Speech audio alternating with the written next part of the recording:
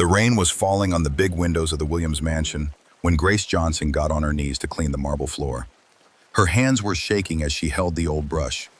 She could hear expensive shoes coming down the stairs, and the sound made her stomach twist. Her boss was coming, and she knew he was in a bad mood. Grace couldn't understand why seeing 22-year-old Ethan Williams always made her feel so sad, like she was drowning. She told herself it was because she was afraid of him. But deep down, Grace knew something else was wrong. Something about Ethan Williams felt like a piece of her heart that had been missing for a very long time. Hello, gorgeous family. Welcome back to Luxurious Obsession Stories. Today's story is going to break your heart in ways you never imagined. This is about love, secrets, and the most shocking twist you've ever heard. Hit that subscribe button right now because you won't believe what happens next. Drop a so if you're ready to cry with us. The Williams mansion was huge. 6 floors of white stone and glass windows with gardens that looked like they came from a fairy tale. Grace had been working there for 3 months, and she still felt like she didn't belong. Every morning she walked through the back door where the workers entered. The kitchen was bigger than most people's whole house. The dining room had a table for 20 people. Everything was perfect and expensive and cold. But what bothered Grace most wasn't the fancy stuff. It was how quiet everything was. Rich people lived in a different kind of silence. They never had to shout to be heard. They never had to fight for anything. And that silence made Grace feel like even her breathing was too loud. "Grace," Mrs. Margaret's voice cut through the morning noise. Mrs. Margaret ran the house and had been doing it for 18 years. "Young master wants his breakfast on the blue plates today, the ones with the silver edges."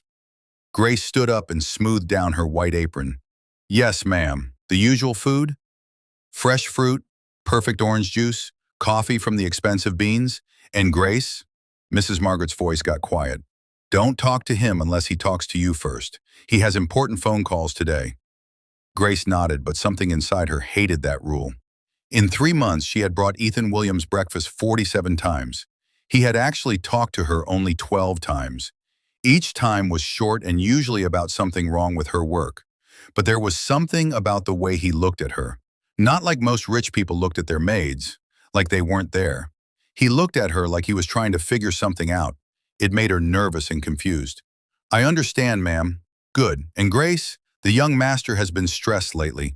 His business partners are giving him trouble about some deal, and when he's worried..." Mrs. Margaret didn't finish, but Grace knew what that meant. When Ethan Williams was stressed, everyone in the house had a bad day. Grace went to the kitchen, where everyone was working fast to get breakfast ready. The kitchen had 6 people whose only job was making sure every meal was perfect for a man who had never been hungry. "Morning, Grace," said Sarah, one of the younger maids. She was polishing silverware until it shined like mirrors. "Sleep okay?" Grace smiled, but the truth was she didn't sleep well anymore. Her room was comfortable, but comfort couldn't stop the thoughts that kept her awake. Thoughts about things that happened 22 years ago. Thoughts about a baby boy she had held for just 24 hours. "Good enough," Grace said. She started picking out fruit for Ethan's breakfast. She knew exactly what he liked because she had watched him carefully for 3 months. "You know," Sarah said, lowering her voice, "I've worked in houses like this for 5 years, and I've never seen anyone as picky as young Master Ethan." "Picky how?" Grace asked, though she already knew. "Everything has to be perfect. Yesterday he sent back orange juice because he said it didn't taste fresh enough." Sarah shook her head. "Can you imagine? Being able to taste if juice is 30 minutes old or an hour old?" Grace could imagine it.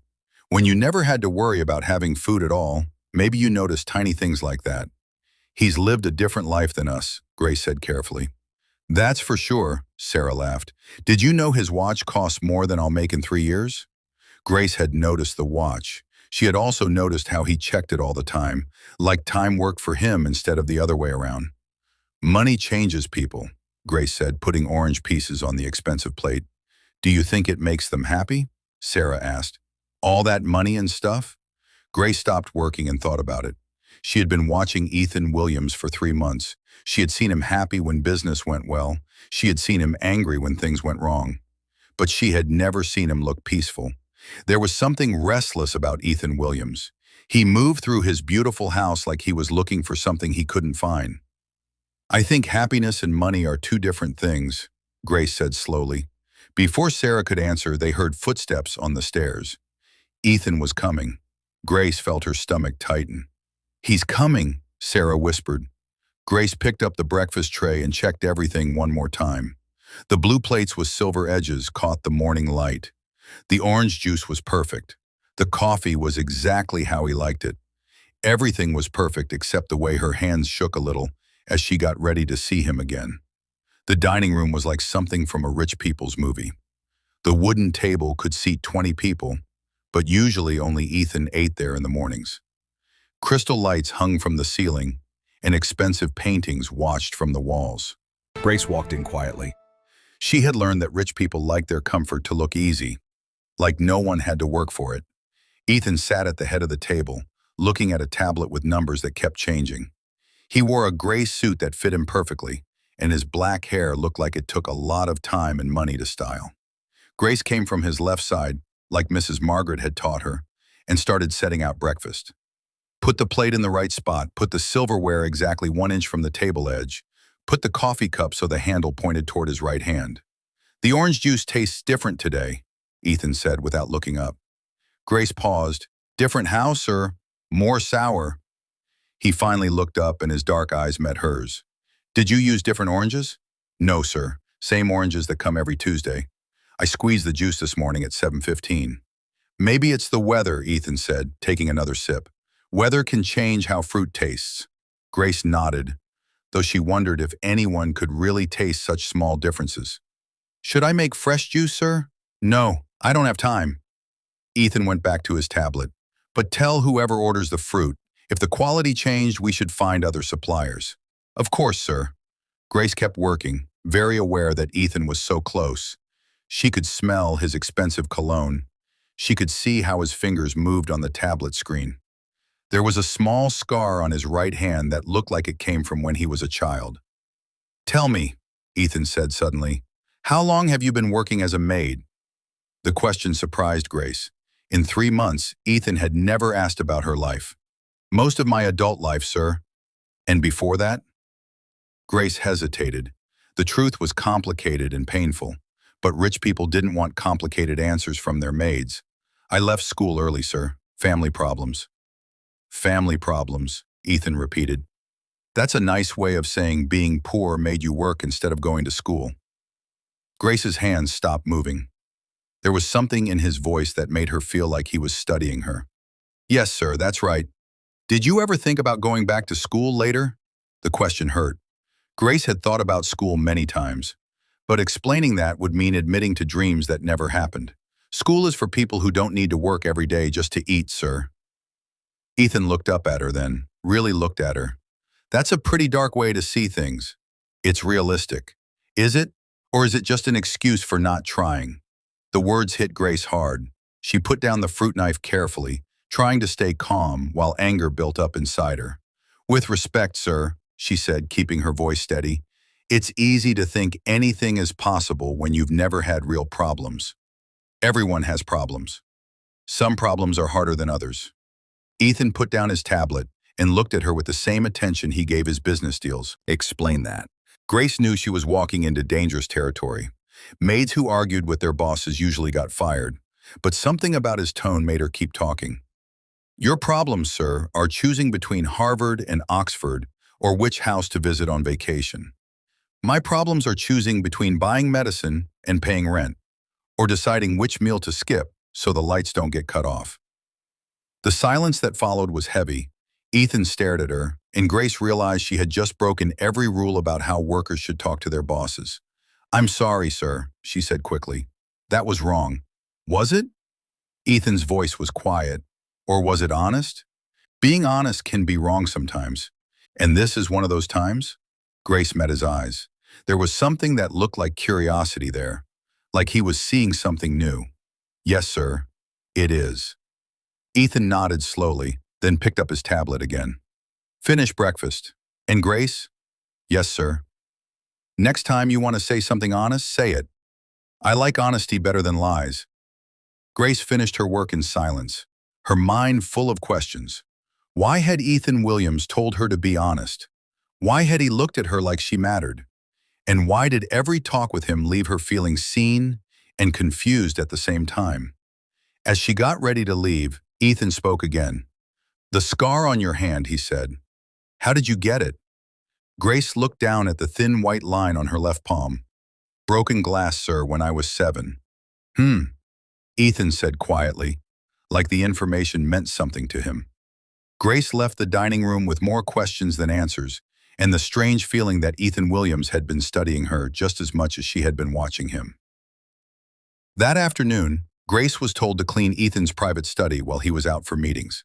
The study was his special place, full of expensive books and important papers where he made business decisions. As Grace dusted his desk, she noticed something that made her heart stop. There were papers everywhere, with notes in Ethan's handwriting, words that jumped out at her. Adoption records, birth mother, private investigator, and worst of all, Lagos Adoptions 2000-2003. Her hands started shaking. Ethan was looking for his birth parents. He was getting close to finding the truth.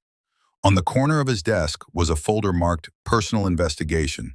Grace knew she shouldn't look, but something made her lift the edge just enough to see inside. There were photocopies of birth certificates, adoption papers, lists of babies placed with families, and there, highlighted in yellow, an entry that made her knees weak. March 15th, 2002. Male baby, 3.2 kilograms, mother Grace Johnson, father unknown, place with Williams family. Her name, right there in black and white, part of Ethan's search for his real parents. Finding something interesting? Grace spun around, her heart pounding so hard she thought it might burst. Ethan stood in the doorway, his face unreadable. I was cleaning, and I saw. Grace felt her face get hot with embarrassment. That I'm looking for my birth parents? Ethan came into the room and closed the door. It's not a secret, Grace. I've been searching for years. Of course, sir, I didn't mean to look. Didn't you? Ethan came closer. You seem very nervous for someone who just accidentally saw some papers. Grace forced herself to let go of the desk, though her hands kept shaking. Adoption it's emotional, sir. Is it? Ethan stopped right in front of her. Tell me, Grace, why do you think a birth mother gives up her child? The question felt like a trap. I think most mothers do it because they love their children too much to keep them when they can't take proper care of them. But do they regret it? Do they wonder what happened to those children? Grace closed her eyes, remembering holding a baby in her arms, remembering his smell, the way he looked at her before she signed the papers that took him away forever. I think they regret it every day, she whispered. But I also think they never stopped believing it was right. When she opened her eyes, Ethan was staring at her intensely. You talk like you know about this personally. Life experiences shape how we see things, sir. They do. Ethan sat down in his chair. Grace, can I ask you something personal? Grace's heart started racing. Of course, sir. Do you have children? The simple question broke something inside Grace. She opened her mouth to lie, to give the safe answer. Instead, she heard herself say, I had a son once. Had? I gave him up for adoption when he was 2 days old. The silence was so complete that Grace could hear her own heartbeat. Ethan's face had gone white, and his hands gripped his chair. When? He asked, his voice barely a whisper. 22 years ago, Grace said, tears starting to fall. March 15th, 2002. Ethan jumped up so fast his chair fell over. That's impossible. I know it seems you don't understand, Ethan's voice was shaking. That's my birthday, March 15th, 2002. That's when I was born. Grace's legs gave out and she fell into the nearest chair. I know, she whispered. You know, Ethan's voice cracked. How could you know that? Grace looked up at this young man, tall and handsome with her father's chin and her mother's eyes. Because I've been looking at my son every morning for 3 months, bringing him breakfast and cleaning his room, and trying to find the courage to tell him the truth. The folder fell from Ethan's hands, papers scattering everywhere. In the silence, Grace could hear cars outside, could hear life continuing while her world fell apart. You're saying you're my mother, Ethan whispered. Yes, Grace breathed. I'm your mother, and I've loved you every day for 22 years. But before Ethan could say anything, before he could understand what this meant, Grace stood up. I know this is a shock, she said quickly. I know you need time to think. So I'm going to leave now, and when you're ready, if you're ever ready, you know where to find me. She walked to the door, her heart breaking with every step. Grace, Ethan called out, his voice small and confused. She turned back one last time. I want you to know, she said softly, that giving you away was the hardest thing I ever did. But seeing the man you became, I know it was right. You got everything I wanted for you. And with that, Grace left her son alone with the truth that would change everything.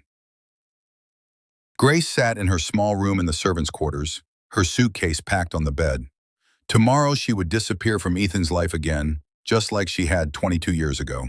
She couldn't sleep, couldn't eat, couldn't stop thinking about the look on her son's face when she told him the truth. Outside her door, the mansion was quiet. But Grace knew Ethan was awake too, probably sitting in his study, trying to understand how his whole world had changed in a single afternoon. She had given him space to think, but now she wondered if she should have stayed and explained everything. How could she leave without telling him the whole story? How could she disappear again without helping him understand why she had made the choices she made? At 2 a.m., Grace heard a soft knock on her door. Her heart jumped. She knew it was Ethan. Grace? His voice was quiet, uncertain. Are you awake? Grace opened the door to find her son standing in the hallway, still wearing the same clothes from earlier, his hair messy like he'd been running his hands through it. I couldn't sleep, he said. I keep thinking about what you told me, and I have so many questions. Of course, Grace said, stepping aside to let him in. Ask me anything. Ethan looked around her small room, at the narrow bed, the tiny dresser, the packed suitcase. His face fell when he saw the luggage. You're leaving, he said, and Grace heard pain in his voice. I thought it would be easier for you if I... No, Ethan interrupted. Please don't leave, not yet. I need to understand what happened. I need to know the whole story. Grace nodded and sat on the edge of her bed. Ethan sat in the only chair, leaning forward with his hands clasped together. Start from the beginning, he said quietly. Tell me about my father. Tell me about you. Tell me how we ended up here. Grace took a deep breath. It's not a pretty story, Ethan. I don't need it to be pretty. I need it to be true. Grace looked at her son, this successful, powerful man who was asking about the worst period of her life, and decided he deserved to know everything. I was 17 when I met your father, she began. His name was David, and I thought he was the most wonderful man in the world. I was working 3 jobs just to afford a corner of a room I shared with 2 other girls, Grace continued. I cleaned offices at night, sold bread in the mornings, and worked at a small restaurant in the afternoons. I was saving money, dreaming of going back to school maybe. 3 jobs at 17, Ethan asked, his voice soft with something that might have been sympathy. We did what we had to do to survive, Grace said simply. Anyway, David started coming to the restaurant where I worked. He was older, maybe 25, and he drove a car that looked expensive to my young eyes. He was charming and handsome, and always left big tips. What did he do for work? He said he was starting his own business, that he was going to be rich someday. He seemed so confident, so sure of himself, and he treated me like I was special. Grace's voice got quieter. No one had ever called me beautiful before, Ethan. I was skinny from not eating enough, wearing clothes that had been washed until they were fading. But when David looked at me, I felt like a princess. Ethan's hands clenched into fists. He took advantage of you. I was young and naive, Grace admitted. He brought me little gifts, a flower, a chocolate bar, a pretty headband. He told me I was too good for that place, that he wanted to take care of me. And you fell in love with him. Completely, desperately, the way only a 17-year-old can fall in love. For 4 months, I lived in a dream. David would pick me up after work, take me to restaurants I'd only seen from the outside. He bought me a dress that made me feel like a movie star. Grace paused, remembering those happy months before everything fell apart. He asked me to marry him, she continued. Said when his business was established, when he had enough money, we'd have the most beautiful life together. What happened? Ethan asked, though his voice suggested he already knew this story didn't have a happy ending. I got pregnant, Grace said simply. With you. I was so excited to tell him, Grace said, tears starting to form in her eyes. I planned it for a week. I bought his favorite food with money I couldn't afford to spend, cooked it in my tiny shared kitchen. I put on the dress he had bought me and waited for him to pick me up. How did you tell him? Ethan asked quietly. I took his hands in mine and said, David, I have something wonderful to tell you. We're going to have a baby. Grace closed her eyes, remembering that moment. The silence that followed was the longest moment of my life. His face went white, then red, then white again. He pulled his hands away like I had burned him. What did he say? He said, no, no, no, this can't happen, not now. When I tried to tell him we could make it work, that we loved each other, he looked at me with panic in his eyes. Ethan's jaw was tight with anger. He abandoned you. He told me I had to get rid of it, Grace said, her voice breaking. He said it was a mistake, a problem that needed to be fixed. When I said I couldn't do that, couldn't kill our baby, he said I was on my own. He said what? Ethan's voice was dangerous now. He said if I chose to have the baby, I was choosing to do it alone, that he wasn't ready to be a father and might never be ready. Grace wiped her eyes. The drive back to my room was silent, except for my crying. When he dropped me off, he didn't even look at me. He just said, call me when you've made your decision, the right decision. Did you call him? No, and he never came back. Ethan stood up abruptly and started pacing the small room, his hands clenched into fists. He left you, pregnant and alone at 17. Yes, that coward, that selfish, pathetic excuse for a man.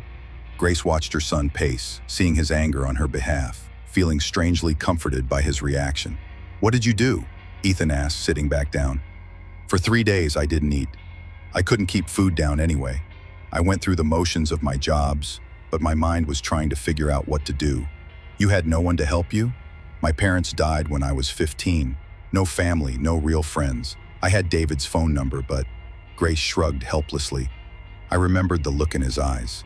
He was gone. So you decided to have me. I decided I loved you too much to do what he asked.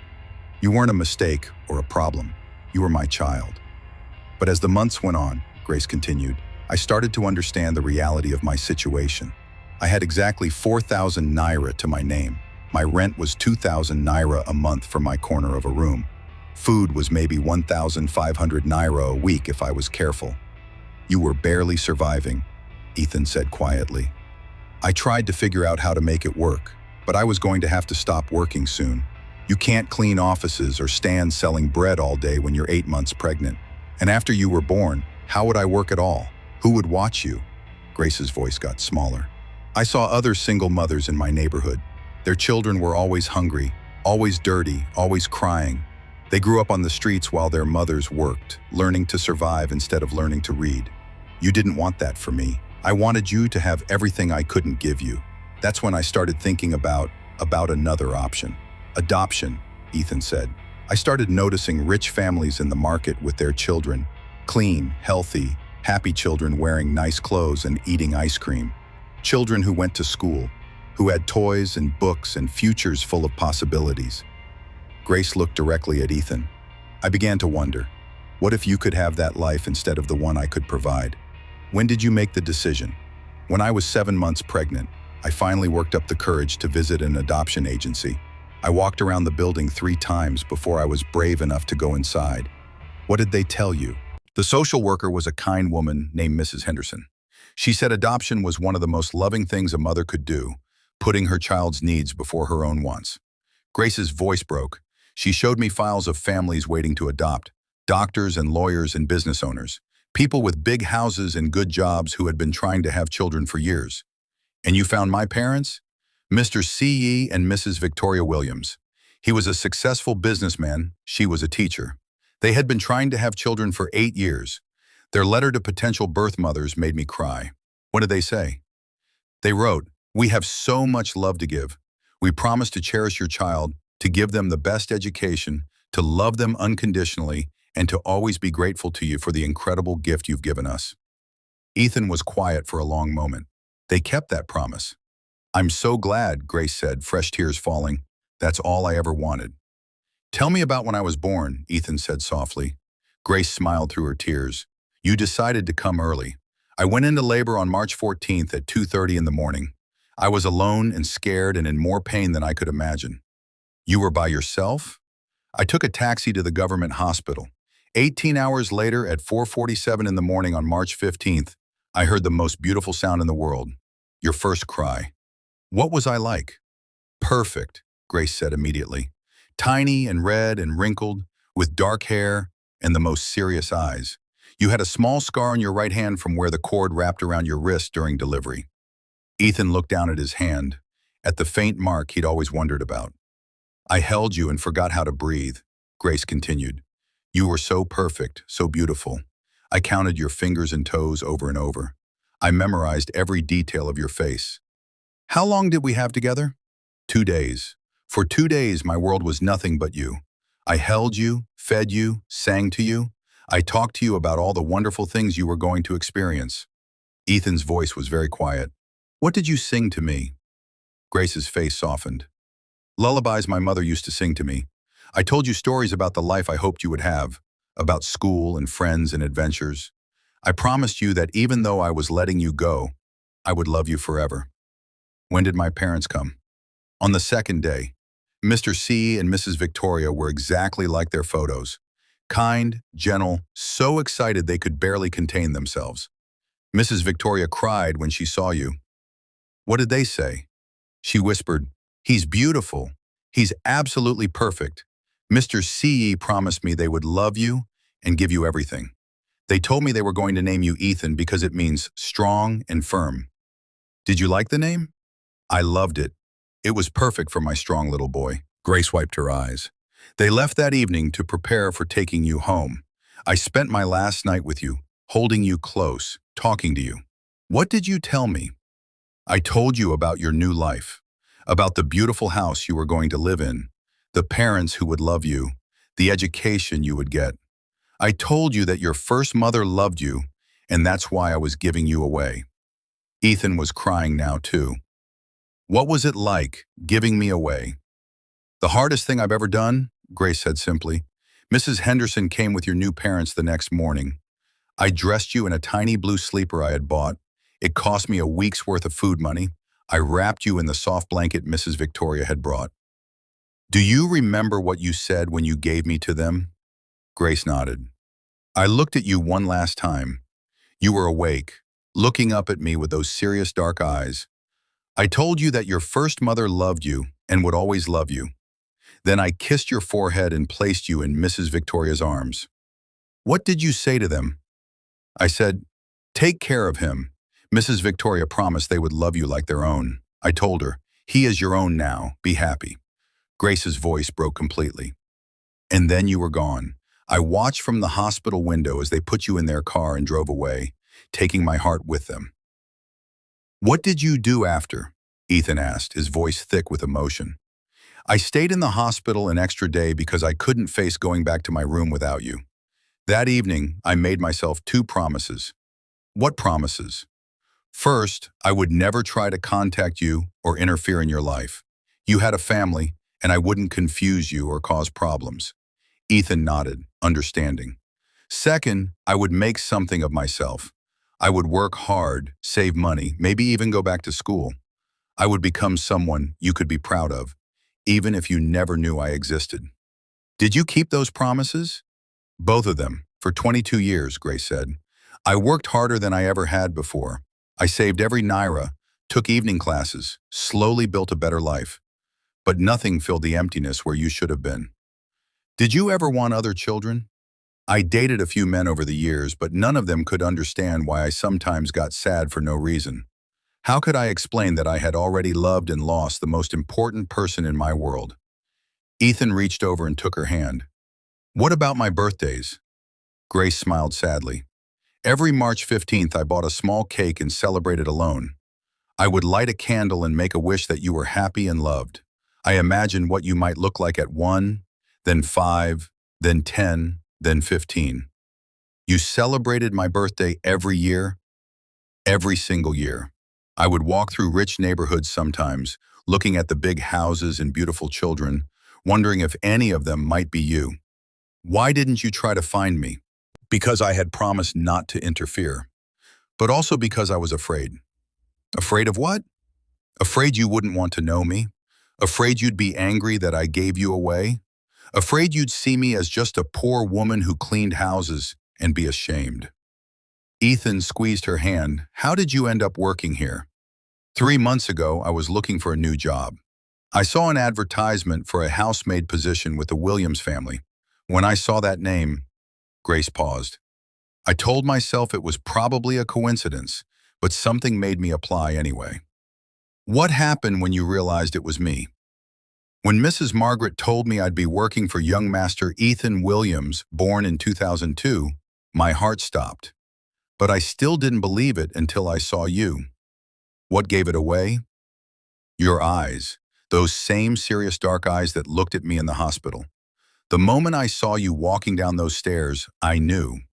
Why didn't you tell me then? Grace looked down at their joined hands. How do you tell someone that the maid serving their breakfast is the woman who gave birth to them? And besides, seeing you succeed, seeing the man you'd become, it proved I'd made the right choice. Even when I was cruel to you, you didn't know who I was.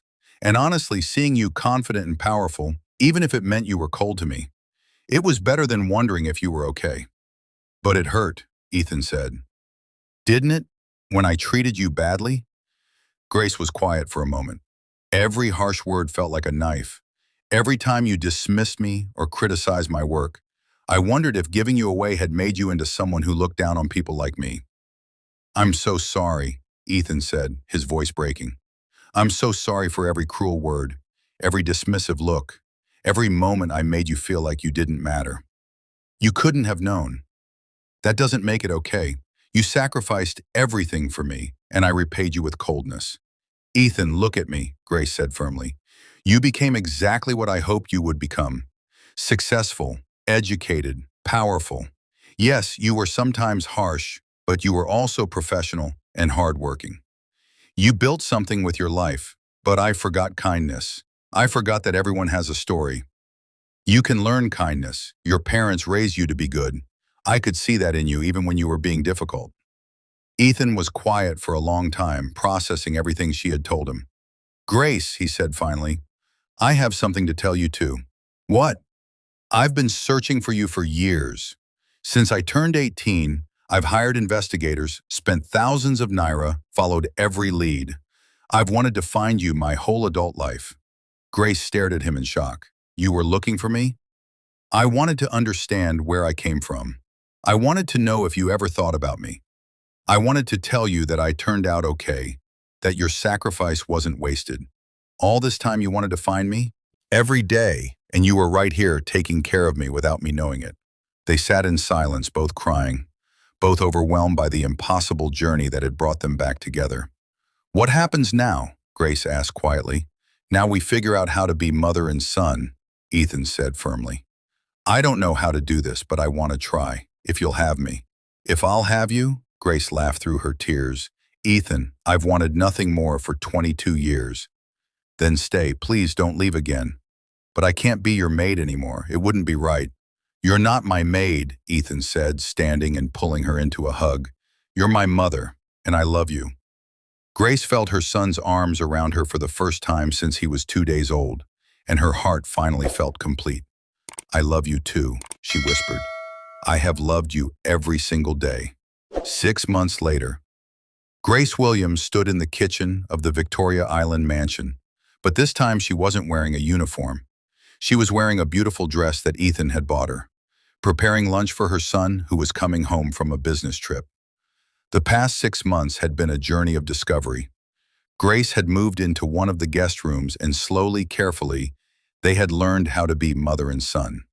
There were awkward moments and difficult conversations, but there was also love, forgiveness, and joy. Ethan had insisted that Grace never work as anyone's maid again. Instead, he set up a foundation in her name to help young mothers facing impossible choices. Every child deserves love, Grace would tell the girls who came to her. Sometimes that love means keeping them close. Sometimes it means letting them go. But it's always about wanting what's best for them. Mom, Ethan called out as he walked into the kitchen, dropping his briefcase and pulling her into a hug. How was your trip? Grace asked, holding him tight. Successful, but I missed home. I missed you. They sat down to eat together, talking about normal family things, his business, her foundation work, their plans for the weekend. "Mom," Ethan said as they finished eating, "I've been thinking about my biological father." Grace looked at him carefully. "What about him?" "I think I want to find him." "May I ask why?" "Because I want him to know what he missed," Ethan said firmly. "I want him to see the amazing woman he abandoned, the successful man I became, the family we built together. I want him to understand what he threw away. And if he doesn't care, then that's his loss, because I already have everything I need right here." That evening, Grace stood in the garden, looking up at the stars. 22 years ago, she had been a scared teenager making an impossible choice. Today, she was a successful woman with her son back in her life. "Thank you," she whispered to the sky. "Thank you for bringing my baby home." "Mom?" Ethan's voice came from behind her. Grace turned to see her son walking toward her with 2 cups of tea. "I thought you might like some company," he said. "Always," Grace said, accepting the tea. They stood together in comfortable silence, mother and son, finally where they belonged. "I love you, Mom," Ethan said quietly. "I love you too, my son," Grace replied. "Always and forever." And Grace knew that every sacrifice, every tear, every lonely night had been worth it, because love always finds a way home. Sometimes it just takes a little longer than expected. The end. If you're completely destroyed right now, drop every crying emoji. This is the power of a mother's love, gorgeous family. Grace's conversation with Ethan shows us that the hardest choices are made from the deepest love, and that family bonds can survive anything. Smash that subscribe button if this story touched your soul.